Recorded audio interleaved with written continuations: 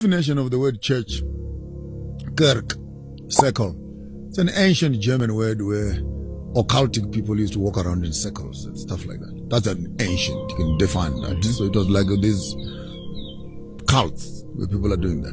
But by the time come to the Hebrew, they call it kahal. Kahal means the gathering of the saints for the purposes of worshiping God. But when you come to Shona, Bira, it's a gathering of the community to celebrate time and space. That's Isaiah chapter 66. Every season, the people will come together and worship before me. So church to me is nothing but a building. But the real church, I don't dwell in houses that are built by men. I dwell in houses that I build myself. That's what the text says. So if you ask me what is church, maybe I'm talking to the church. You're right. You. And then where do we miss it? Your bodies are the temple of the Holy Spirit. Know ye not that the Holy Spirit dwells in you? So such questions of asking me, what do I think about church? You are a letter that is written. That must be read even by a man that is running out there. When I have met you, I have met the church.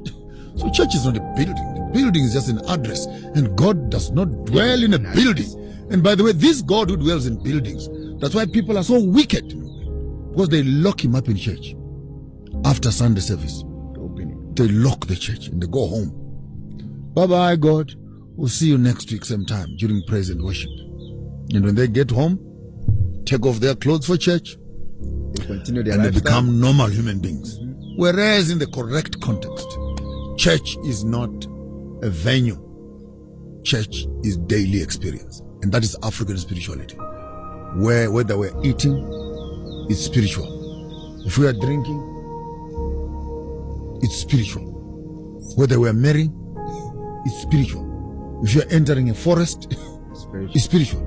If you are getting into a river, it's spiritual. So when child is born, it's spiritual. When the moon sits up there, it's spiritual.